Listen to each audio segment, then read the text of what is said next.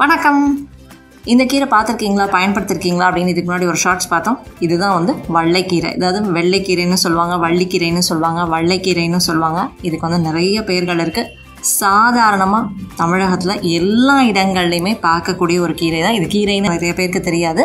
அதே மாதிரி பயன்படுத்துறது அப்படின்னு பார்த்தோம்னாலும் ரொம்ப குறைவாக பயன்படுத்தக்கூடிய ஒரு கீரையாகவே இந்தியாவில் இருக்குது. ஆனால் உலக நாடுகளில் நிறைய நாடுகளில் ரொம்ப அதிகமாக பயன்படுத்தக்கூடிய ஒரு கீரை. அதுவும் குறிப்பாக சொல்லணும் அப்படின்னா சீனா மாதிரியான நாடுகள்லையும் தென்கிழக்கு நாடுகள்லையும் ரொம்பவே அதிகமாக பயன்படுத்தக்கூடிய ஒரு கீரைனா அது வந்து இந்த வள்ளைக்கீரைன்னு சொல்லக்கூடிய இந்த வாட்டர் ஸ்பினாஷ் தான். இந்த கீரை வந்து பார்த்தோன்னா பொதுவாக குளம், குட்டை, வரப்போரம் அதே மாதிரி நீர்நிலைகளில் அதிகமாகவே பார்க்க முடியும். அதுவும் இந்த கோடை காலத்தில் அந்த ஈரப்பதம் இருக்கக்கூடிய இடங்கள்லேயே வந்து ரொம்ப அதிகமாக வந்து வளர்ந்துருக்கக்கூடிய ஒரு கீரை தான். அழகான ஒரு பூவோடு இருக்கும். நல்ல ஒரு படரக்கொடி இது. இந்த கீரை வந்து பார்த்தோன்னா கல்லீரலில் வரக்கூடிய பிரச்சனைக்கும் நரம்பு சம்பந்தமான பிரச்சனைகளுக்கும் சிறந்த ஒரு மருந்தாக இருக்கக்கூடிய ஒரு கீரை.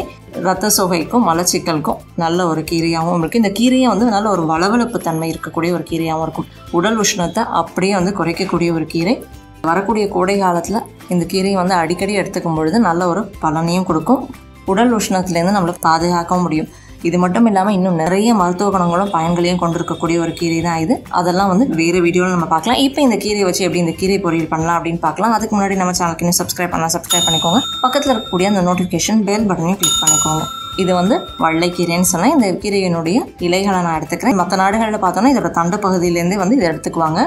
ரொம்ப வளவளப்பாக இருக்கக்கூடிய ஒரு கீரைனாலும் அடுப்பில் போட்ட உடனே வந்து ரொம்ப சுருண்டு சீக்கிரமாக வேகக்கூடிய ஒரு கீரையாகவும் இருக்குது. அதனால தண்டு பகுதியும் எடுத்துக்குவாங்க. நான் வந்து இதனுடைய இலை பகுதிகளை மட்டும்தான் எடுத்துக்கிறேன். இதை வந்து ஒரு 2-3 தடவை நல்லா நம்ம வந்து கழுவி எடுத்துக்கலாம். இது வந்து ஒரு முக்கோண வடிவத்தில் இருக்கக்கூடிய ரொம்ப அழகான ஒரு கீரை. நல்ல ஒரு சுவையாகவும் இருக்கும். ஒரு தடவை சாப்பிட்டு பார்த்தீங்கன்னா அடிக்கடி இந்த கீரையை வந்து தேடி போய் பறிச்சுட்டு வந்து பயன்படுத்துவீங்க. இப்போ வந்து இதை நல்லா கழுவி எடுத்துக்கிட்டதுக்கப்புறமா இதை வந்து சின்ன சின்னதாக நம்ம வந்து நறுக்கி எடுத்துக்கலாம். அடுத்தது நான் வந்து கொஞ்சம் மிளகு, கொஞ்சம் சோம்பு, கொஞ்சம் தனியாக எடுத்துக்கிறேன். இதை வந்து வெறும் வானிலையில் கொஞ்சம் வறுத்து எடுத்துக்கலாம். இதோட ஒரு வரமிளகாய் சேர்த்துக்கிறேன். உங்களுக்கு காரத்துக்கு ஏற்ற மாதிரி சேர்த்துக்கோங்க. இப்போ இதை வறுத்து எடுத்துக்கிட்டதுக்கப்புறமா இது கொஞ்சம் ஆறுனதுக்கப்புறமா இதோட கொஞ்சம் தேங்காயும் சேர்த்து தண்ணி சேர்க்காமல் குறகுறப்பாக அரைச்சி எடுத்து வச்சுக்கலாம். இப்போ ஒரு வானிலையில் கொஞ்சம் எண்ணெய் சேர்த்துக்கலாம். அதில் வந்து கடுகு தாளிச்சிக்கலாம். கடுகு நல்லா பொரிஞ்ச உடனே நம்ம வந்து நறுக்கி எடுத்து வச்சுருக்கிற இந்த வள்ளைக்கீரையும் இதோட சேர்த்துக்கலாம். இதோட நான் வந்து கொஞ்சமாக ஊற வச்சு எடுத்து வச்சுருக்கிற பாசி பருப்பையும் சேர்த்துக்கிறேன். இப்போ இதை வந்து ஒரு 5 நிமிஷம் நல்லா வந்து மிதமான தீயில் நம்ம வந்து வதக்கி விட்டுக்கலாம். பொதுவாக தமிழகத்தை பொறுத்த வரைக்கும் நிறைய இடங்களில் சந்தைகளில் இதை பார்க்க முடியறதில்ல. ஆனால் சில சந்தைகளில் இந்த கீரையை நான் வந்து பார்த்துருக்கேன். அதனால் சந்தைகள்லேயும் கிடைக்கக்கூடிய ஒரு கீரை தான் இது.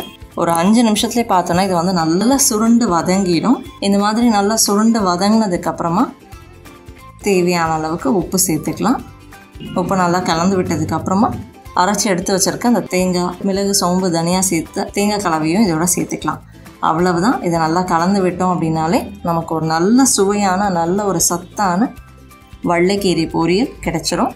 இது வந்து இப்படி தான் செய்யணும் அப்படின்னு இல்லை. நீங்கள் வந்து வள்ளைக்கீரையை வந்து ஒரு கூட்டாகவும் செய்யலாம், சாதாரணமாக நம்ம செய்யக்கூடிய ஒரு பொரியலாகவும் செய்யலாம், இல்லை கீரை கடையில் கூட செய்யலாம். ரொம்ப எளிமையாக ரொம்ப சுலபமாக சீக்கிரமாக வேகக்கூடிய ஒரு கீரை. அதே மாதிரி நல்ல ஒரு சத்தான கீரை.